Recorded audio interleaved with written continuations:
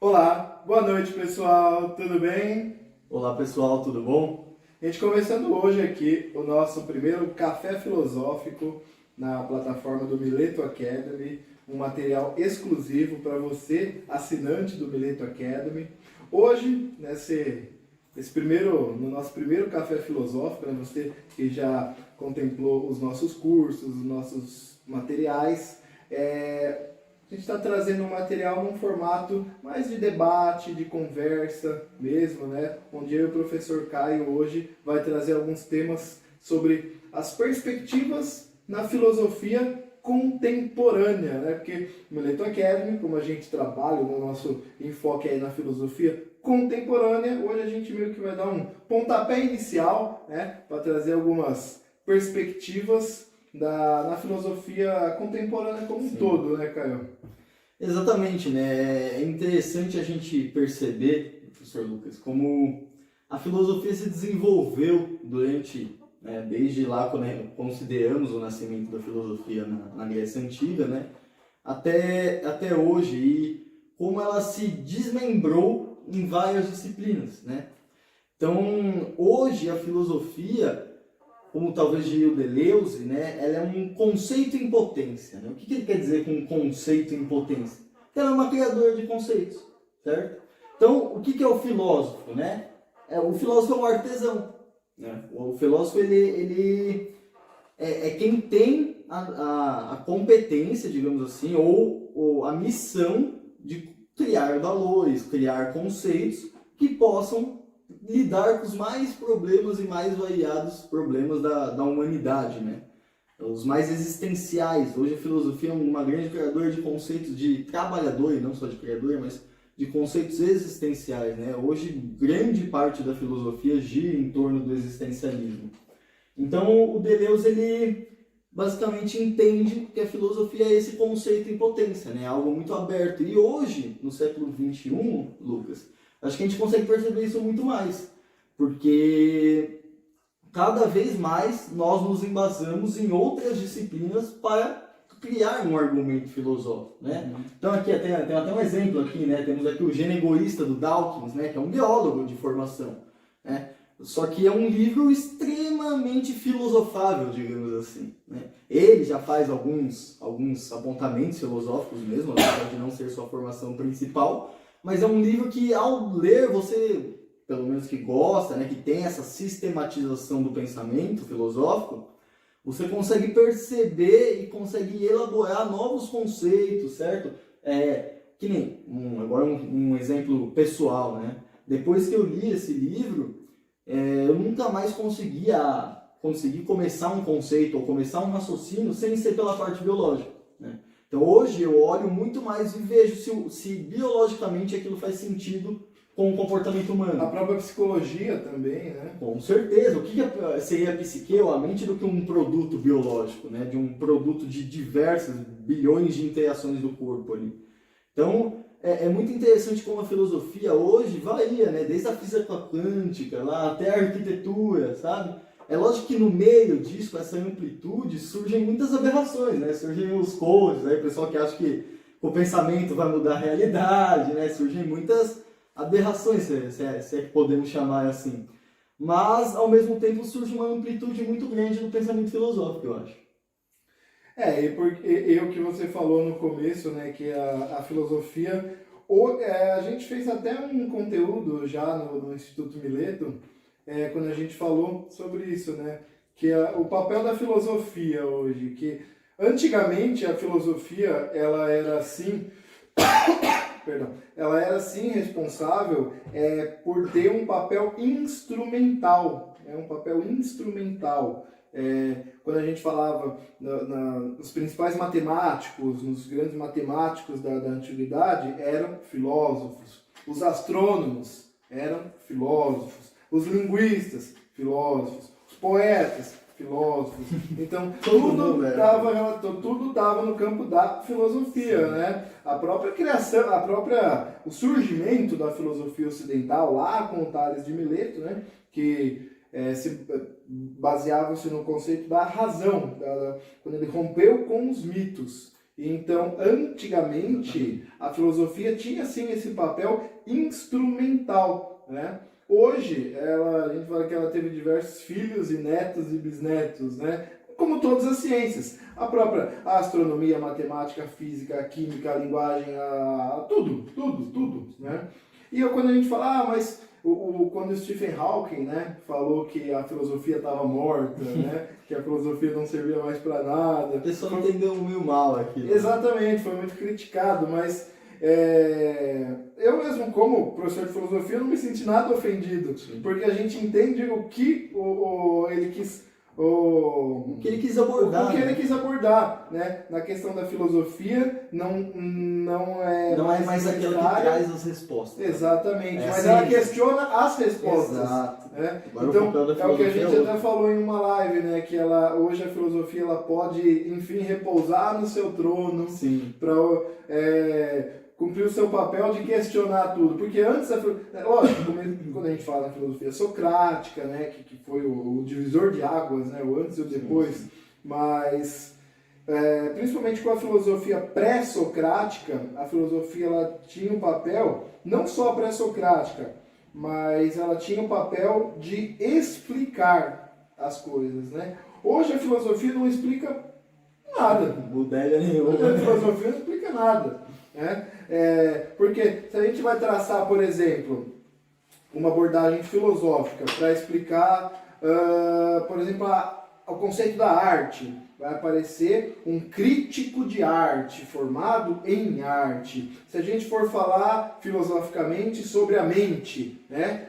Tem um neurocientista que vai ter uma explicação muito mais detalhado. Se a gente for falar sobre a linguagem, vai ter um linguista, então, e isso é o bom, porque ao mesmo tempo em que a filosofia, hoje, ela não se agarra, se prende a nada, isso permite a ela passear livremente em todos os campos e ter essa liberdade aí de adentrar para onde ela quiser. Sim, é interessante esse paralelo com o Tales, né, o rompimento do mito que você fez, porque se a gente pensar, né, a gente meio que voltou para os nossos primórdios como filósofos, né, digamos assim. É claro, ainda agora possuímos mais da técnica, né, temos um amontoado de conhecimento sistematizado, escrito. Só que ao mesmo tempo, no século XXI, a filosofia já não é mais só o ensino acadêmico, né? Ela já não está restringida a isso. Então, ela voltou, assim, para o jogo, digamos que, o jogo orgânico da sociedade, né? Ou seja, agora ela passa valores através dos mitos novamente. Que são diferentes, são mitos totalmente estranhos, se a gente for olhar para os mitos anteriores, né? Mas são mitos, né? Nossos mitos, os mitos do século XXI, são bem construídos, digamos assim, bem complexos, né? Se a gente pensar, por exemplo, numa sociedade capitalista como a nossa, né? Ir até o shopping é um rito, é um mito passado, a experiência, né? É uma história que pode ser uma caracterização dos valores daquela sociedade, né? Então nós vivemos na sociedade capitalista e a própria ideia de ir ao shopping, fazer compras, comer alguma coisa, ir no cinema e etc., tudo isso é uma espécie de ritual capitalista, né? Que prova que você realmente faz parte daquele sistema. Até porque você é um consumidor e para ser consumidor tem que... Enfim, né? Como a gente já está cansado de saber, pessoal. Mas é interessante como a filosofia hoje, de novo, ela volta, né, para a criação de valores. E também, acho que um ponto essencial hoje da filosofia é que ela está muito na saúde mental, certo? A filosofia, numa época de crise como a nossa, né, uma época onde ansiedade, depressão, enfim, diversos problemas surgem, a filosofia ela é um refúgio para muita gente. Né? Ela é algo que mantém as pessoas num certo equilíbrio, justamente por questionar, né? Por ter algo que não seja um solo fixo. Ela se movimenta, a filosofia é viva, certo? Então a filosofia, que eu gosto de chamar de filosofia do espanto, do cotidiano, ela é algo que existia, né, antigamente. Durante um tempo, todo o nosso rigor técnico deixou isso um pouco de lado, E agora que todas as disciplinas, né, a física, a química, elas conseguem andar por si próprias, a filosofia volta por seu papel original, certo? Então eu acho muito bonito, né, até poético essa ideia de que a filosofia ela mantém seu caminho sempre sendo a mãe de todas, né? E o principal é que ela tem a capacidade de se moldar ao status quo social, né? Porque a ética, por exemplo, que já era abordada desde com Aristóteles, com a ética Nicômaco e bem milênios atrás, a ética já era talvez a queridinha da filosofia, né? Sim. E, os moralistas, exatamente. Só um adendo, para quem não sabe, pessoal, os moralistas na filosofia são aqueles que estudam o comportamento humano, tá? Que tentam pensar sobre o comportamento humano. Ganhou uma conotação de senso comum, né? Os moralistas para hoje é quem caga a regra, né? Não usa palavreado certo. Os moralistas são os cagadores de regra. É diferente, tá, pessoal? Mas na filosofia, os moralistas alemães, né? Os grandes, o Schelling, que brilhantes, a gente até tá mais para frente trazer conteúdo sobre os moralistas alemães também, que é um pouco complexo, mas quando a gente realmente entende a essência é magnífica, né? Mas então, quando estava falando a questão da ética, né? Desde quando Aristóteles escrevia sobre a ética a Nicômaco, quase 2.500 anos atrás, e a gente vê como hoje, 2.500 anos depois, a ética continua sendo um tema muito, muito abundante no debate filosófico, né? Por exemplo, a questão da bioética, né? Quais são os limites para o desenvolvimento biológico-científico? Seria criar, você até me corrigiu, não é imortalidade, é amortalidade, né? Exatamente. Seria uma coisa ética? Só para explicar, pessoal, imortalidade seria a impossibilidade de morrer. A mortalidade seria você não morrer por questões naturais, como doenças ou por ferimentos pequenos, né? Então você teria que ser literalmente explodido em pedacinhos para vir uma bomba no cara, realmente. Então a mortalidade é algo que pesquisamos, né? Existe o projeto Gilgamesh, né? Que busca a mortalidade. Mas são questões aí um pouco mais complexas. Por exemplo, na própria questão da bioética, né, que ela nunca teve tanto em voga hoje, né? A questão o cara ele entende melhor essa parte científica, né? Traçar os genes, não é, para você desenvolver, ter um filho exatamente com as características que você quer. Eu quero ter um olhinho de olho azul, eu quero ter um moreninho de olho castanho, eu quero. Você consegue traçar exatamente o que acaba acabando, digamos assim, com uma questão humana. Então, inicialmente isso vai ser introduzido como a ideia de... Você vai ver sob encomenda? Não, é exatamente isso, mas aí inicialmente isso vai ser introduzido na ideia de que, olha, isso daqui é para o seu filho não ter um câncer, a gente vai ver aqui quais são as predisposições genéticas de doenças e arrumar essas questões. Mas é óbvio, gente, que isso vai evoluir para a estética. Então o pessoal vai escolher o olho, a cor do cabelo, o tamanho do nariz, o tamanho dos lábios, o queixo, né? Que também é muito mais comercial. Então isso é uma parte importantíssima de toda a filosofia contemporânea. Existe rede social, isso mudou. A gente não há filosofia antes que trabalhe com o problema que temos hoje, entendeu, pessoal? Isso é algo importantíssimo da gente entender, tá? As redes sociais é um golpe que a filosofia está começando a entender agora. Ela tomou, ficou meio bambeado durante um tempo. O próprio ser humano está começando a entender agora. Nós ainda estamos num processo de aceitar o que aconteceu com a gente, né? E a rede social Eu sou do tempo o Caio também, do Orkut. Né? Eu acho que muitos dos que estão assistindo também, né? Até antes, MSN. Até antes, né? Mas como conceito de rede social, o Orkut foi a que ganhou a mais notoriedade. Só no Brasil e na Índia, né? Sim. Mas foi o primórdio. Nosso contexto, né? Sim. O primórdio meio que do esqueleto do Facebook, lógico, é uma empresa diferente, o Orkut era da Google, né? Sim, mas dessa questão de assim, que o Facebook meio que acabou evoluindo porque hoje é o Instagram, né? Mas a gente lembra no Orkut, por exemplo, que foi quando a gente realmente teve essa experiência de rede social, né? Interagir com os outros Exatamente. momentaneamente. E num conceito, cara, eu até vou além, né? Quando a gente começou a ter os nossos primeiros traços narcisistas digitais. Ah, com certeza. Né? Porque até, já tinha o e-mail há muitos anos. Sim. Antes o e-mail, por exemplo, né? O próprio MSN que você falou, mas isso era uma questão na parte da comunicação, né? O e-mail, o MSN. O e-mail era muito mais usado em empresas, né? Sim, do que exatamente. necessariamente Até no dia a dia, sim, né? sim, tanto que Hoje mais hoje, ainda, né? sim. Só que ocorreu aí um intermédio onde ele foi usado bastante quando teve um boom, né? O acesso à rede cresceu e com certeza no começo as pessoas usam. Hoje elas usam o e-mail tanto pessoal quanto para o trabalho, né? Só que ele se tornou algo mais formal. Sim, então, o pessoal já tem coisas mais rápidas. Sim. Eu, por exemplo, quando eu quero conversar com o cara, eu vou mandar um e-mail. Eu vou lá, cara, no WhatsApp. No WhatsApp. Mas eu estava o raciocínio. No Orkut foi quando a gente teve a primeira.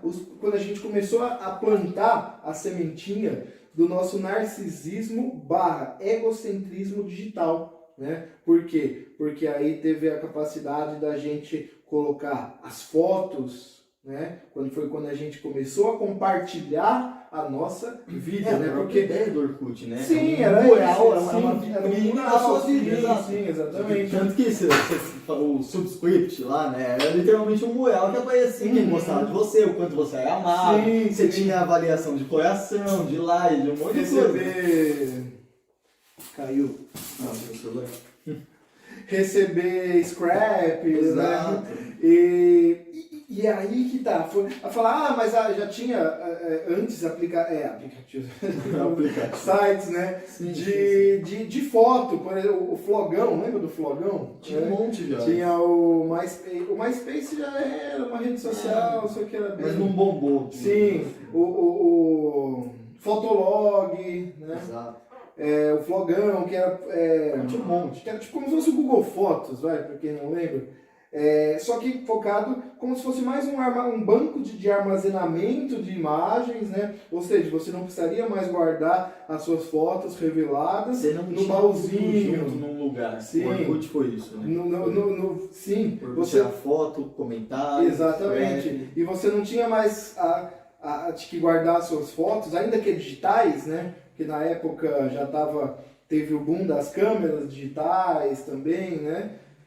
Celular já nem tanto, né? Não era dessa época, mas lembra as Olympus, as TechPix, aquelas câmerazinhas digital que a gente comprava. Então, era um negócio mais robusto. Então, a gente tinha que ir lá, tirar as fotos, depois ligar no cabo, descarregar no computador, né? Descarregar no computador, passar os arquivos para o computador, para então subir, vamos dizer, para o Orkut, falando Mas foi aí, eu falei, quando a gente começou a plantar essa sementinha narcisista, né? Porque foi quando a gente passou, falando isso no nosso contexto brasileiro, né? Do Orkut, porque nos outros países não bombou tanto, né? Mas o próprio Facebook, né? Vamos citar o exemplo do Facebook também, que muitos consideram o vovô das redes sociais, né? Para ver como as coisas são tão líquidas, né? No Facebook? Acho que 2012, 2011, acho, né? Deve ser.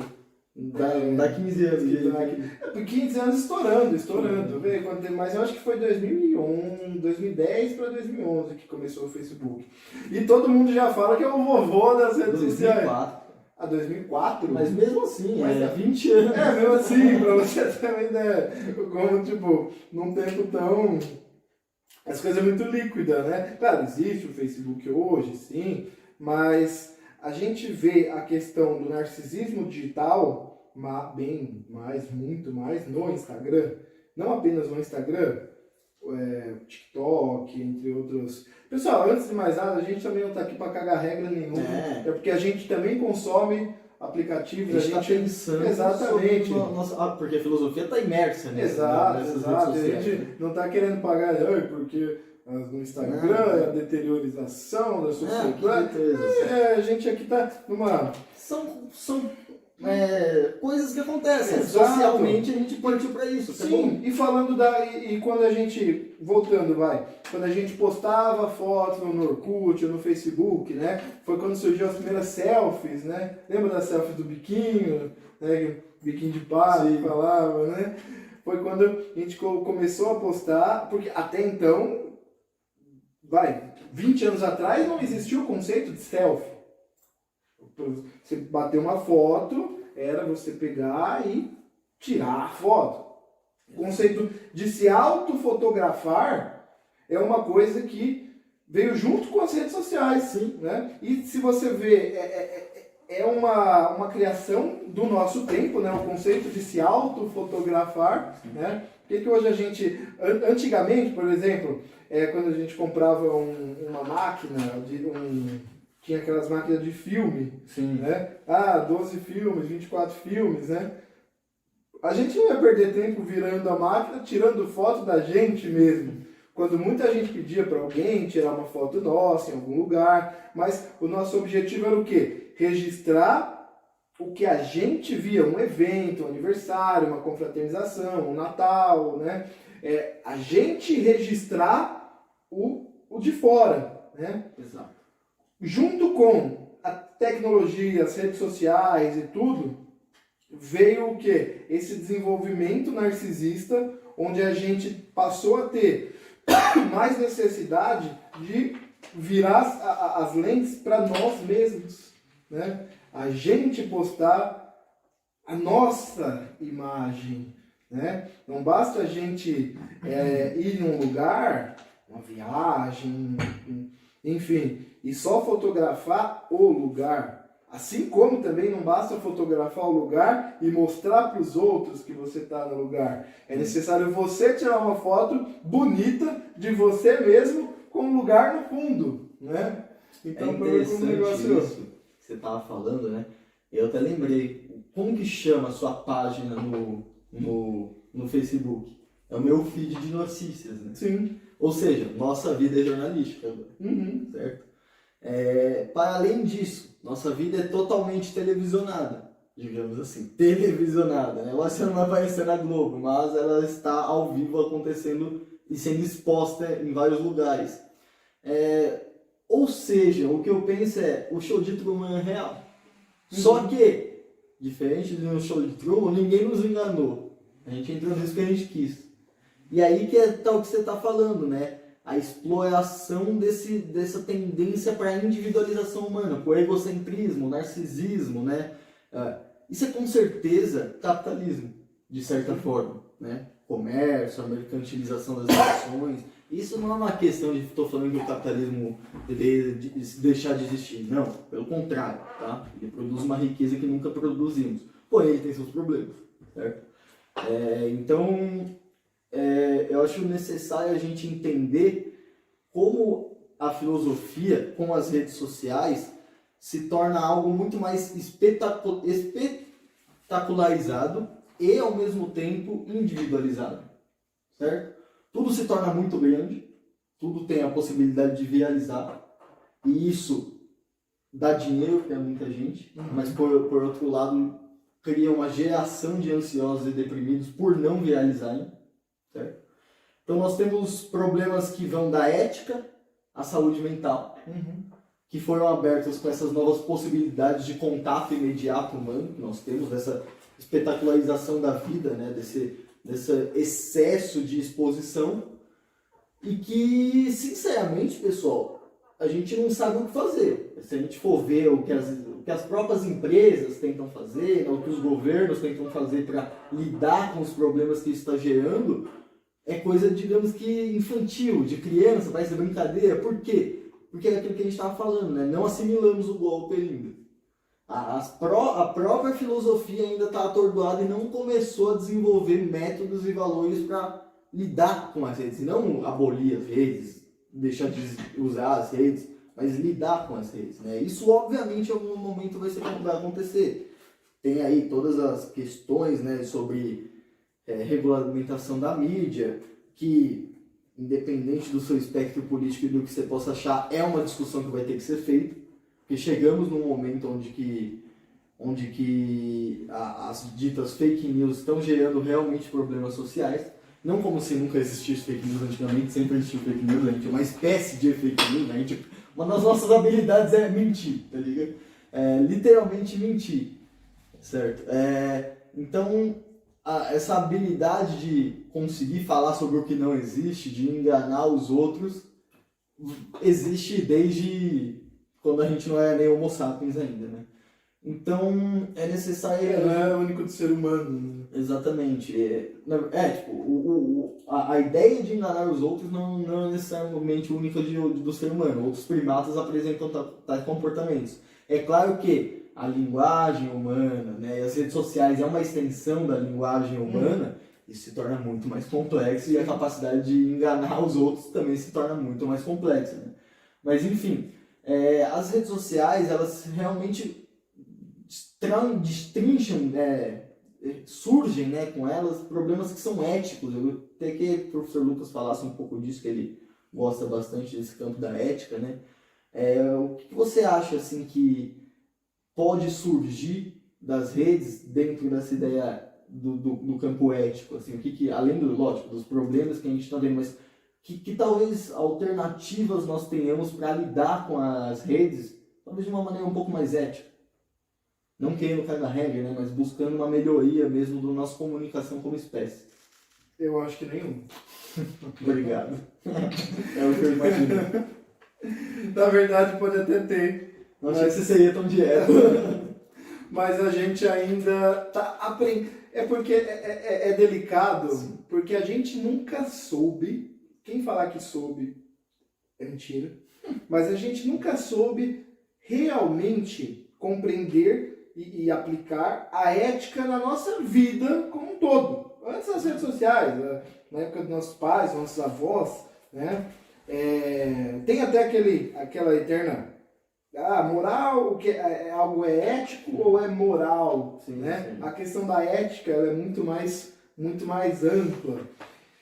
E se falar que a gente sempre soube ser éticos, a gente vai estar mentindo, porque não, a gente não, pode ser que tentamos, mas nunca soubemos sermos éticos realmente. Né? Porque... Não do jeito que a ética é construída, numa racionalização. Exatamente. Até kantiana. Exatamente. Quando... claro, não estou falando que todos são antiéticos. É diferente a gente não saber aplicar a ética realmente na nossa vida do que ser anti-ético. Escolher algo que você sabe ser antiético. Exatamente. Você não saber escolher. Sim, a própria, aquele negócio, eu cancelar alguém nas redes, é ético? Provavelmente não, mas é um comportamento natural, de impulso, de demonstrar que você discorda daquilo. Sim, para você ver como a ética é uma coisa líquida. Sim. É uma coisa líquida. Pô, eu posso cancelar alguém nas redes sociais e a pessoa pode ter uma depressão. Pode fazer uma besteira. Acho que é milionário e tem depressão. Exatamente, porque é cancelado sim. É o novo até um tema legal pra gente trazer depois. É um dos novos males, né? A gente tem... Eu até estava vendo um vídeo uma vez, um TED Talks. Eu não vou me recordar o palestrante, que ele falou que a gente tem mais medo do cancelamento do que de uma doença física, né? Hoje em dia, porque a doença física tem remédio. Principalmente quem se expõe quanto mais se expõe, exatamente. E quem constrói a sua vida em torno das redes, né?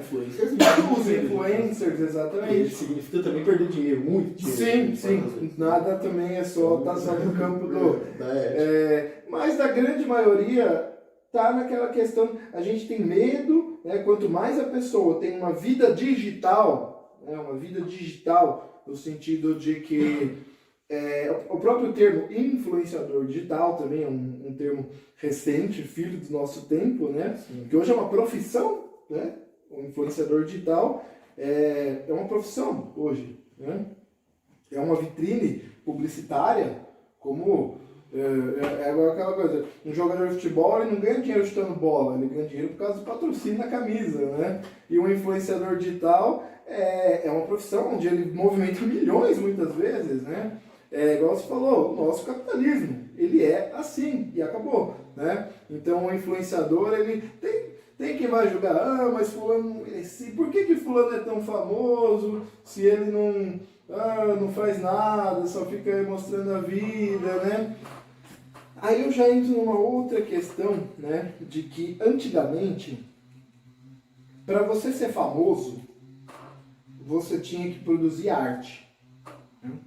Quem ficava famoso era quem produzia arte. Tanto que estava até, exatamente, tanto que estava até interligado, é artista. Sim. A gente estava, meio que o senso comum já tinha essa ideia de artista famoso. Então, quem foram os antes, né, voltando, isso não vou nem falar 50 anos atrás, mas voltando a séculos atrás, eram os pintores, os oradores, os grandes músicos, os poetas, né? Sim. Que tinham os escritores, que tinham a fama na cidade, né? Seus estados. Sim. E depois a fama passou a estar direcionada mais aos atores, atrizes, cantores, Hollywood, né? Hollywood, a e música, Bollywood também, Bollywood na Índia, né? A música, né? Então, antigamente você ficar famoso, não estou falando antigamente centenário, mas sim. Algum tempo atrás, pra gente ficar famoso, pra realmente falar, pô, o cara é famoso, ele tinha que aparecer no Faustão domingo. Sim. Ele tinha que aparecer no programa do Horário domingo. Nobre. Exatamente. Se ele aparecesse no Faustão no domingo, o cara é famoso. Né? Hoje, não. Hoje a gente ganhou... O Faustão tá bom, mas hoje quem aparece no domingo é porque a Globo quer ressuscitar a carreira. Exatamente. Mudou bastante. Antes era status, né? Pô, se ele cantar no Faustão, era o ápice de qualquer artista, né? E aquela, né, para você ser o famoso, voltando à questão, você tinha que fazer arte, seja na atuação, seja na música, né? Lógico, rimar, conforme o passar do tempo, um pintor, um escultor, não era um famoso, mas era o artista, o músico, o cantor, o ator, a atriz, né? Então, eles meio que detinham entre os apresentadores, que é como se fossem os novos oradores. Que hoje são os que mais ganham bem, né? Sim, nas emissoras e dentro das redes sociais também. Né? Que os que têm o dom da comunicação, também como uma arte, né? Porque assim como os antigos gregos consideravam os grandes oradores artistas, né? Ou um grande comunicador hoje não deixa de ser um artista, né? Mas, enfim, e aí hoje, quando a gente fala, tem um youtuber famoso, ele não precisa necessariamente, ou um tiktoker, ou um instagrammer. E são palavras que a gente tem que cada vez se acostumar mais, porque vão ser cada vez mais comuns, sim. TikToker, youtuber, né? Virou adjetivo, né? Não é mais uma questão se a gente acha legal, brega, gosta. Sim, tá aí, né? TikTokers, YouTubers, Instagrammers, eles não precisam necessariamente produzir arte. Eles podem simplesmente expor a vida deles, né? Expondo a vida deles, eles vão ficar famosos. Ou seja, a gente chegou na época, talvez uma exclusividade da nossa época, de todas as épocas, digamos assim, onde não necessariamente a arte te leva para a fama, mas expor a sua vida. Mas é legal de pensar também, que assim, ao expor sua vida vai ganhar uma grana. A maioria não. A maioria não. A maioria vai continuar no extremo anonimato, conhecendo na sua rua, no seu bairro, na sua cidade, no máximo, né? Então, o excesso de exposição não é uma garantia de que o conteúdo vai ser monetizado corretamente. Sim. Então, isso provavelmente é um dos males de ansiedade hoje. Porque a maioria... Caiu o negócio aqui, o pessoal tinha um pouquinho ali, o Superman quase voou. nosso easter egg aqui, né? Para quem sabe de Nietzsche, entende aqui o nosso easter egg. Mas enfim, para quem tá nessa loucura, digamos assim, né? Nessa autoexposição excessiva, essa pessoa, na grande maioria das vezes, está querendo algum retorno em troca. Tá ligado? Então, seja permuta, seja dinheiro de fato, ela acha que... Então, ela põe um esforço, ela põe um trabalho. E isso, dentro das redes, grande parte das vezes não é reconhecido, né? Quantas vezes a gente aqui no Instituto fez alguma coisa e, de fato, não gerou muita coisa? Sim, sim. Então, mas o esforço, não necessariamente dentro das redes, é recompensado, certo? Só que quando gera um gatilho de dopamina. Sim, que exatamente. é o motivo da ansiedade, porque ficamos o tempo todo atrás desse gatilho de E o dopamina. pagamento é a nova moeda, né? Sim. Não é ouro, nem prata, nem diamante, mas qual que é essa nova moeda universal? São os likes. Sim. Cada like é como se fosse uma moeda. Sim. O dislike também, viu? Porque pro algoritmo conta no Sim, mesmo. não, mas o like alimenta mais sim, dá o mais ego, descarga né? O de ego. dopamina, o nosso fato, ego, de fato. né? Pô, quem nunca ficou, quando a gente postou uma foto lá no Instagram e aí, surpreendentemente, sei lá, pô, não deu muita importância, aí depois abriu o aplicativo, 200 likes, é uma descarga de dopamina, Com certeza. né? Isso falando 200 likes, que assim, né? Agora, para quem tem essa certa, tá nesse intermédio, né? Não chega a ser famoso a ponto de ter contratos publicitários gordos, né? Viver disso, né? Não, mas seja um youtuber, um instagramer, um tiktoker que, por exemplo, tem 5.000 likes, 6.000 likes, comercialmente aquilo não vai trazer um retorno para ele, né? Muito provavelmente, se ele quiser pagar as contas, comer, pagar água, luz, ele vai ter que ter uma outra fonte de renda, né? Mas isso, a esmagadora maioria, os que conseguem realmente viver do YouTube, viver do TikTok, ou viver do Instagram. O Instagram não monetiza mais a publicidade, né? Que nem nós aqui não vivemos do Instagram ou das redes. Nós vivemos do que a gente vende Do nosso através instituto. deles. Exatamente. A gente Mas tem um trabalho que não está só nas redes, certo, pessoal? Sim. Então, mas quem tem a autoexposição da rede é mais complicado nessa Sim. questão. Né? E essa pessoa que está no intermédio, cara, ou seja, não é nem a pessoa que flopa todas as fotos, tem 3 likes, um é da tia, perguntando como tá sua mãe, né? É uma pessoa que tem 3 likes, e ao mesmo tempo também não é um Messi, um Cristiano Ronaldo, que tem milhões de likes, né? É aquela pessoa que está no meio termo, que às vezes tem 2, 3 mil likes, que é like para Até 10 mil. Até 10 mil, Hoje né? em dia não é Ou nada. views no YouTube também, Eu né? estava falando com você esses dias, né? É bom falar com o pessoal também. Hoje em dia, 50 mil seguidores, 100 mil seguidores, muitas vezes não quer dizer muita coisa. Não mesmo. Não tem, porque não tem o engajamento, né? Sim. O que é o engajamento? É literalmente a venda, né, pessoal? Uhum. É você ter um produto que faça aquelas pessoas que gostam daquilo e você anuncia ou tem o próprio produto e ali já é o engajamento, já é a venda, etc. Ou garoto propaganda de outros produtos. Né? Ou o comentário, né? Por que o comentário é visto como engajamento? Porque uma pessoa que ela se dispõe a comentar, ela normalmente tem mais tempo para ou tem uma maior similaridade com aquela página, com aquela personalidade, enfim, que quer que seja. Então essa pessoa tem mais probabilidade de comprar do que uma pessoa que só curte, entende? Então, pessoal, hoje as empresas cada vez mais se ligam que o engajamento é o que importa, né? Então, mais vale você ter 100 seguidores e 100 pessoas comentando do que 100 mil seguidores e 10 pessoas comentando, entendeu? Então, essa é a questão hoje, né? E só para finalizar, né? Quando a gente fala dessas pessoas que estão no meio termo, né? Que tem uma visualização considerável, tanto em stories, em likes no feed, no YouTube, no TikTok, né? Tem uma visualização razoável até, boa, ainda assim insuficiente para viver disso, né? Porque se essa pessoa, para pagar as contas, fazer o mercado lá do mês, para passar o cartão lá, vai precisar de dinheiro, provavelmente proveniente de uma outra fonte de renda, Não é aquela pessoa que pode cobrar, por exemplo, sei lá, 50 mil em uma campanha publicitária, né? Realmente é aquele intermediário que quer chegar nesse nível, que quer atingir o nível de realmente ser monetizado no YouTube 100 mil, na casa de 100 mil dólares por mês, que quer ser monetizado no TikTok na casa dos 6 dígitos,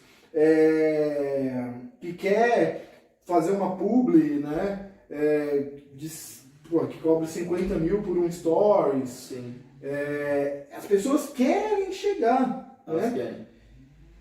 E isso gera ansiedade. E muitas vezes a frustração já gera depressão também. Porque né? Ou não mais conseguir, visível, fracasso visível. nisso, Exatamente. É a mesma coisa, um músico. deixa eu só pôr um ponto. É um negócio muito pessoal. A grande parte das pessoas, elas expõem a própria vida. Né? Elas não expõem só o trabalho. É a vida, E literalmente. a sua vida. Tudo, Ou seja, tudo. aquilo que você faz, aquilo que você é, ser rejeitado, deve gerar um gatilho emocional muito grande. Exatamente. Não é uma questão de estão rejeitando um trabalho o seu que você trabalho, fez. Estão rejeitando o que você é. Exatamente. Certo? Porque o que você expõe é o seu dia a Eu tô dia. rejeitando você. Por mais que seja é sua editado para os melhores momentos, Sim. digamos assim, ainda é o seu dia a dia. Sim, Ou porque a seja, gente fala, pô, se eles estão rejeitando os meus melhores momentos, imagina o que tá em off. imagina né? que eu não ponho aqui. Sim, que é quando Mas eu toco o exatamente. dedinho aqui Então, na mesa.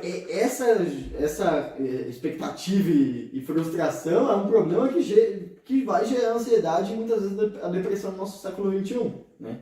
A gente está vendo esse aumento de casos expressivo, né? Até pouco tempo atrás, eu lembro muito bem que Japão era o país do suicídio. Hoje qualquer país é o país do suicídio, né? Porque a gente tem uma taxa de suicídio aumentando, que são, grande parte das vezes, provenientes de problemas com ansiedade e depressão. Sim. Certo? Então, a filosofia, né, como o nosso tema aqui é a filosofia ela está pensando nisso hoje, ela tem que entrar com tudo nisso hoje. Assim como a psicologia está tentando fazer, né? A psicanálise talvez seja a união da filosofia com a psicologia, né? Pelo menos para quem faz sério. Uma literatura. Pelo menos para aqueles que não são chatos, né? Que realmente fazem o negócio. O Freud, a gente tem o próprio curso do Freud aí na plataforma, né? Que faz esse paralelo, né? Mas enfim, a gente está ficando sem tempo aqui já hoje, pessoal. Eu queria dizer que... então, para não ficar muito longo, quem sabe como funcionam as redes sociais, né? Mas enfim, queria deixar para vocês, né, pensar que esse assunto dá pano para banda, tem um milhão de assuntos, bioética, a ética no trabalho, com as redes sociais, enfim, só de ética daí para ficar 3 horas aqui. Isso que a gente não explorou ainda tudo que a gente nas poderia próximas a gente vai explorando, né? a questão das redes sociais, principalmente. E eu espero também que vocês tenham entendido, né, pessoal? Os cursos, eles são uma forma mais direta de transmissão do conhecimento, mais filosófica. O nosso café filosófico, ele já é um bate-papo entre eu e o professor Lucas, né? E eu convido você aqui também a comentar com a gente, manda no nosso direct, onde der pra comentar uma sugestão, fala o que você gostou, se você gostou desse formato. Nesse primeiro a gente tá mais polido, mas nos próximos... a gente vai se soltando, né? A gente vai se brigando um com o outro. Mas é que hoje a gente está falando de um assunto que nós dois temos muito em alta, Sim, que é a filosofia, é o nosso exato. trabalho, certo? É o que a gente estudou, o que a gente gosta e é o nosso trabalho. Então, deixar só aqui, pessoal, agradecimento aí para todos que fazem parte aqui da nossa família, que o Instituto Mileto ele não é só um clube filosófico, né? Não é um clube de estranhos, assim, gostamos de interagir com vocês, então é uma espécie de família mesmo pra gente. Então, agradecer a todos que estão aí e deixar para vocês essa reflexão de que a filosofia, né, ela não está mais presa, como eu falei no começo da aula, aos livros, à escrita, à academia. Ela está no dia a dia. A filosofia, grande parte das vezes... Ela está nas redes sociais. Se você prestar atenção, a filosofia vai poder te ajudar em algum aspecto da sua vida. Né? Então, o que eu posso falar indica para o amiguinho, nosso clube, tá? Para a gente conseguir cada vez mais abranger essas ideias, trazer cada vez mais reflexões, né? Trazer vocês também para quem sabe, coisas mais ao vivo, né? Que a gente possa trabalhar. Então, gostaria de agradecer a todo mundo, deixar um grande abraço da minha parte hoje e entregar a palavra para o professor Lucas. É isso aí, pessoal. A gente vai a gente vai encerrando aqui. E fica ligado que vai ter sempre conteúdos bastante interessantes aí no Mileto Academy. Abraço, pessoal. pessoal. Tchau, tchau. Tchau, tchau.